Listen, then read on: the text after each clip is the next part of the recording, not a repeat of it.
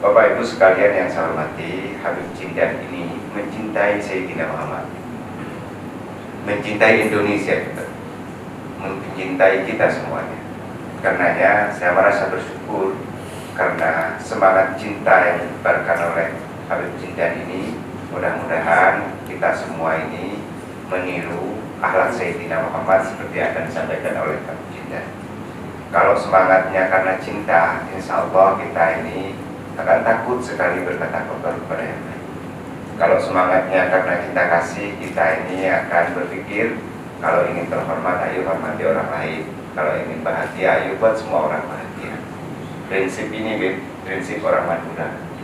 Jadi kalau di Madura ini banyak dikenal orang Madura keras, sebenarnya tidak. Orang Madura ini punya prinsip hidup yang tertutup oleh isu yang banyak berkembang di Madura. Orang Madura ini seperti Mbak Budi saya katakan, kalau ingin terhormat, anakku hormati orang lain. Kalau ingin mulia, muliakan orang lain. Kalau ingin bahagia, bahagiakan orang lain. Nah, prinsip ini sebenarnya lebih kuat daripada prinsip carok di Madura. Nah, istilah carok lebih terkemuka itu karena bad news is good news. Berita yang news itu adalah berita yang jelek. Cinta kasih di antara kita ini sangat kuat. Pemerintahan di sini juga menghormati para alim, para ulama, para habaib. Kita di sini senang sekali jika dibimbing, dibina untuk senantiasa mendorong pemerintahan yang bersih dan melayani, pemerintahan yang menyatu, tumbuh hidup bersama rakyat. Sejak awal prinsip kepemimpinan saya, tasarruful imam ala ra'iyah manut dan bil maslahah. Kemaslahatan, kebaikan, cinta kasih menjadi bagian dari prinsip kita. Sehingga program yang dijalankan kita ini program yang sejahtera dari bawah, berkelanjutan berdasarkan nilai-nilai agama. Itu prinsip yang kita gunakan Al-Habib. Karenanya saya terima kasih atas kedatangan Habib Jindan ke sini, dan atas nama kita semua, saya pribadi dan Bupati Kabupaten Pamekasan serta seluruh elemen pejabat dan seluruh masyarakat di Kabupaten Pamekasan menyampaikan selamat datang di Kabupaten Pamekasan. Nanti malam saya secara pribadi juga akan hadir di pengajian di Kecamatan Propo. Mestinya tadi ini di Surabaya pulang ke sini, terus kemudian besok di Jakarta karena Habib Jindan ini hadir ke sini, yang di Jakarta diwakilkan wakil bupati. Nah, kita semua mencintai Habib, kita semua mencintai ulama, kita semua mencintai seluruh elemen masyarakat bangsa. Karena keberadaan Indonesia ini kita syukuri dalam bentuk cinta kasih. Sekali lagi atas nama pemerintah kabupaten menyampaikan selamat datang kepada Habib Jindan. Marilah seluruh teman-teman, bapak-bapak, para pejabat, kita dengarkan secara seksama tausiah dari Habib Jindan. Kita doakan mudah-mudahan Habib Jindan ini sehat selalu, panjang umur, dan terus membimbing umat mencintai agama, mencintai Rasulullah, dan mencintai bangsanya, mencintai negaranya. Terima kasih, kurang lebihnya mohon maaf. Ihdinas siratal mustaqim. Wallahul muwaffiq ila aqwamit thoriq. Assalamualaikum warahmatullahi wabarakatuh.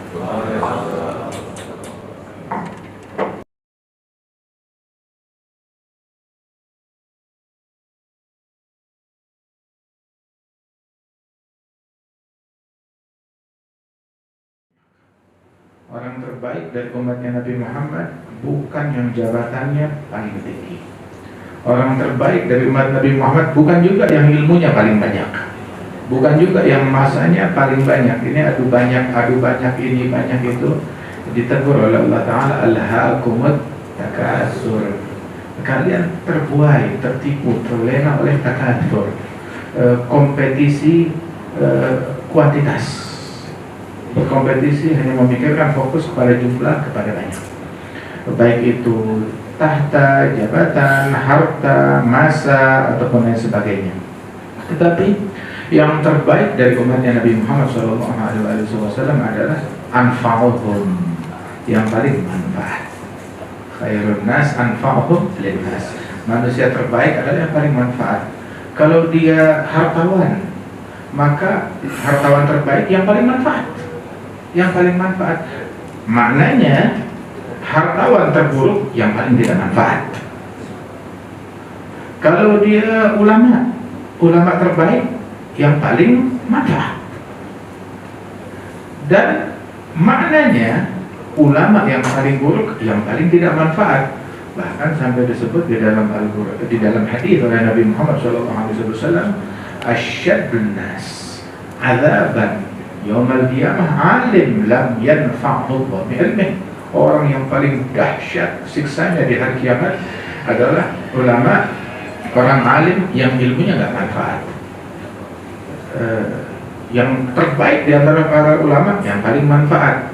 Dan juga perlu digarisbawahi, cacian nggak ada manfaatnya, makian nggak ada manfaatnya, kata-kata kotor tidak ada manfaatnya, provokasi tidak ada manfaatnya. Itu justru yang paling tidak bermanfaat. Cacian, makian, kata-kata kotor, provokasi, adu domba, dan lain sebagainya. Kemudian juga begitu pula pejabat yang terbaik. Pemimpin yang terbaik adalah yang paling manfaat bagi masyarakat. Digarisbawahi bahwasanya anfa'hum linnas, bukan lil muslimin, tapi linnas, yang paling manfaat buat semua manusia, bukan hanya khusus untuk muslimin saja, tetapi semua manusia.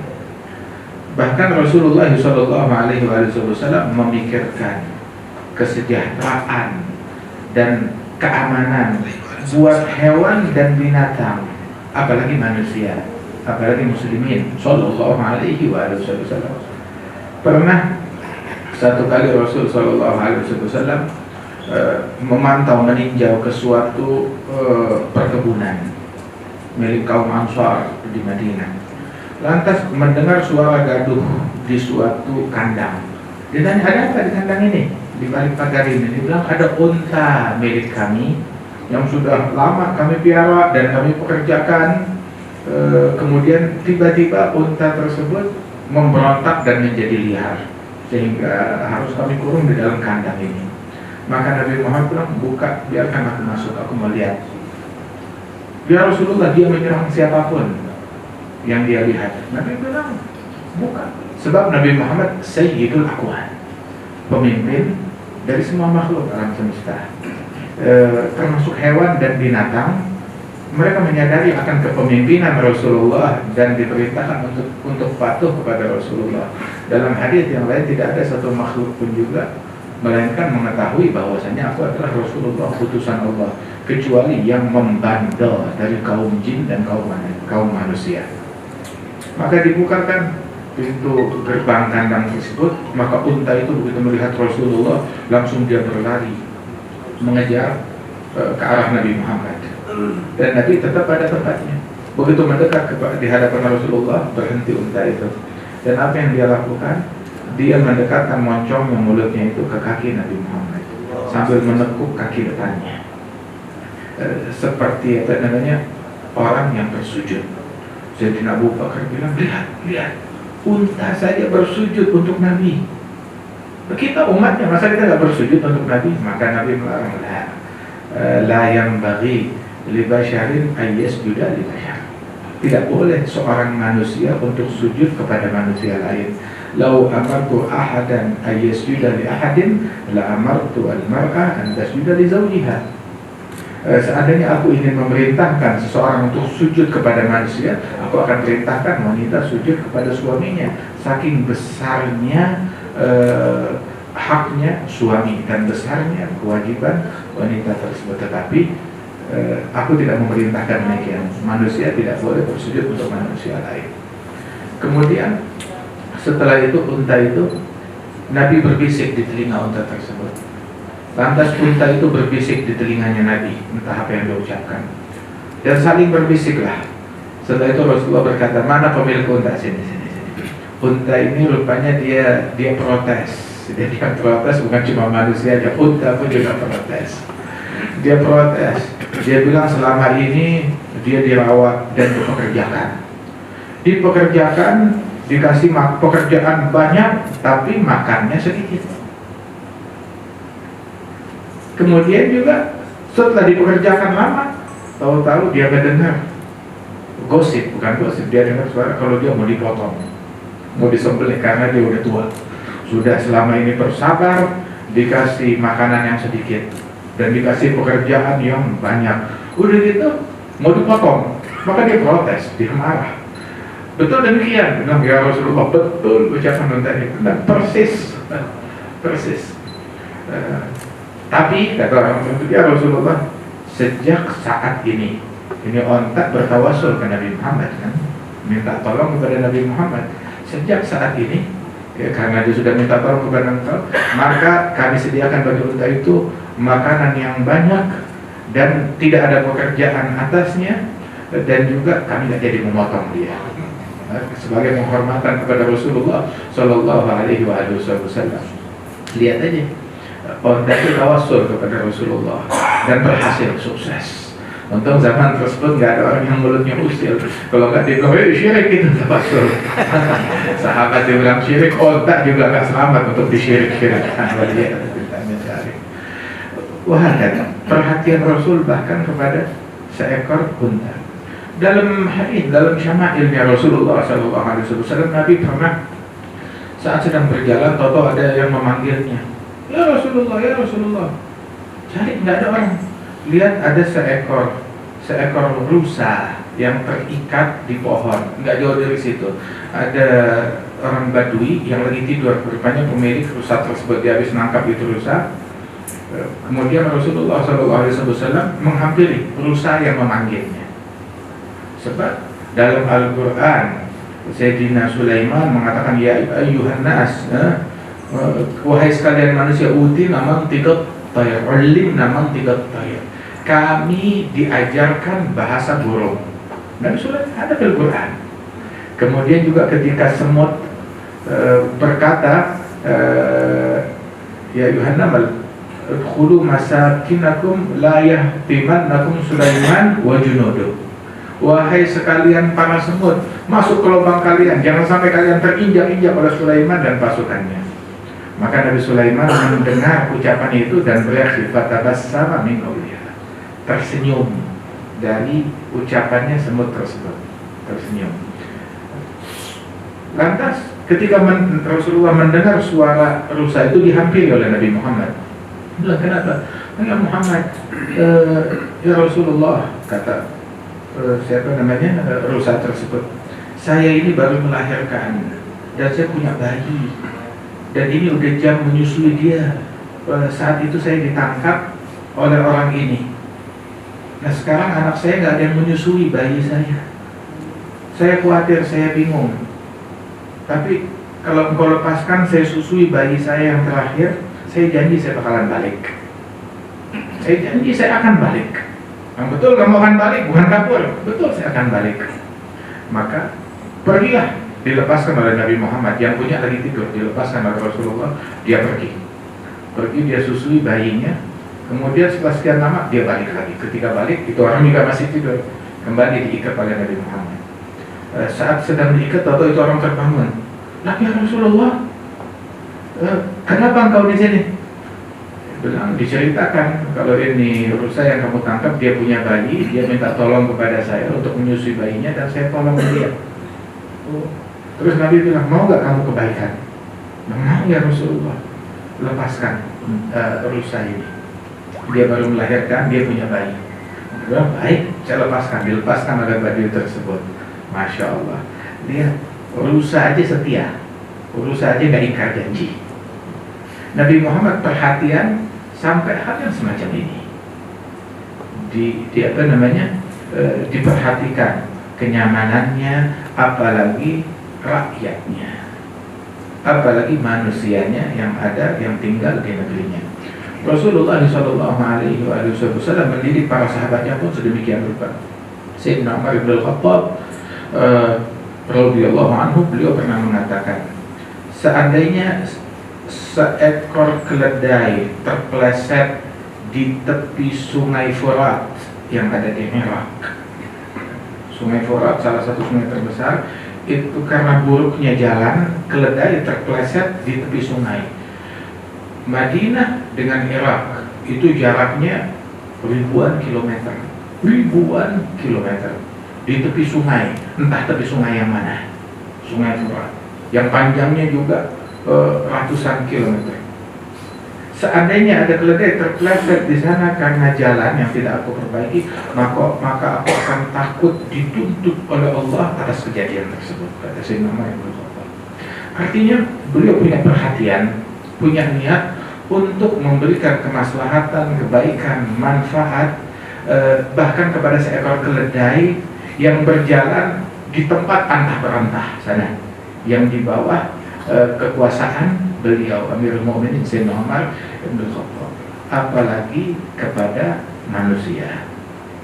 Nah, karenanya itu jadilah kita orang-orang yang terbaik, dan alhamdulillah mereka yang diberikan amanat sementara, nggak ada yang selamanya, sementara.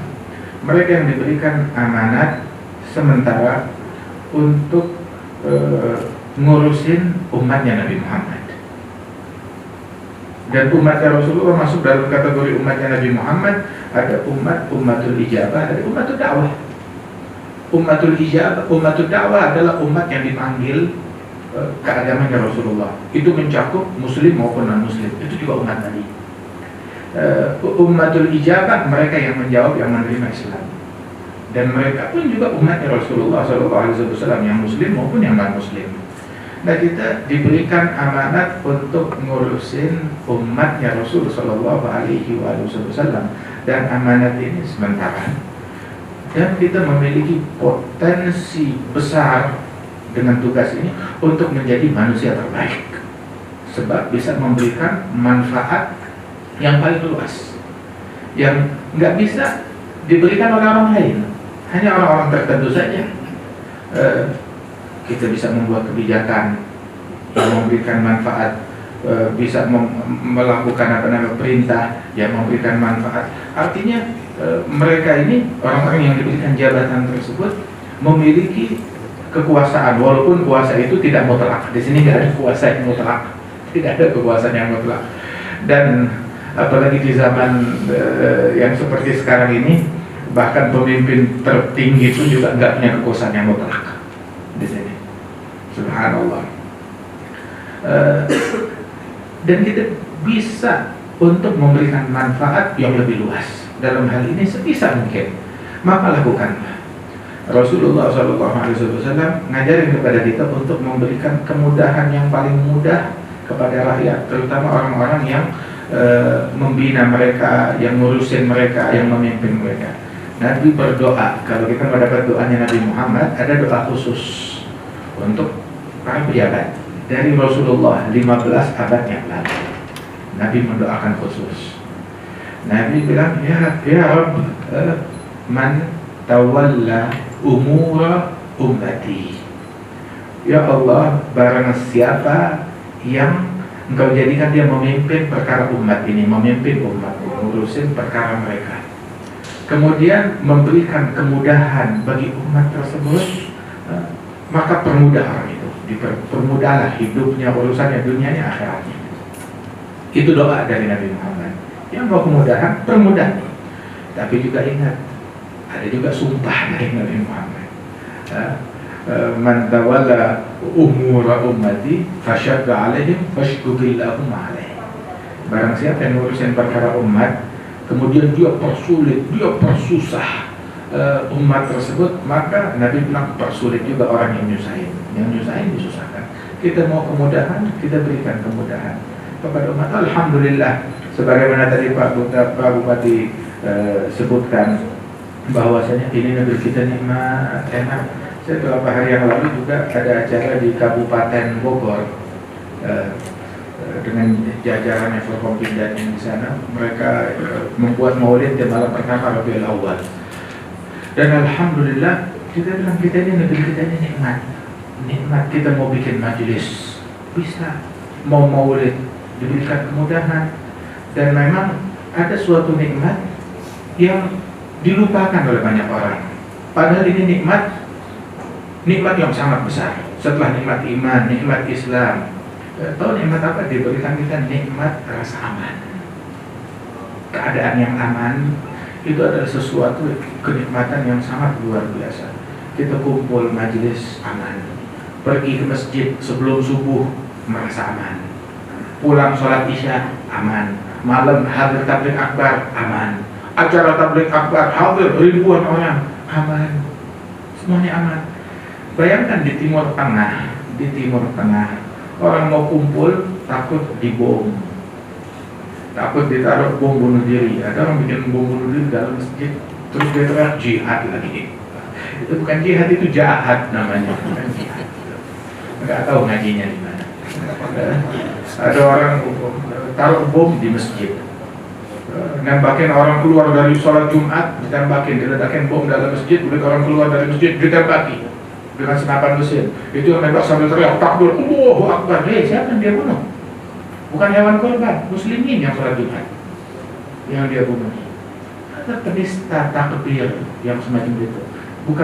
Bukan mengtakbirkan Allah. Kalau dia mentakbirkan Allah, nggak bakalan mampu mencaci muslim, apalagi menumpahkan darah seorang muslim.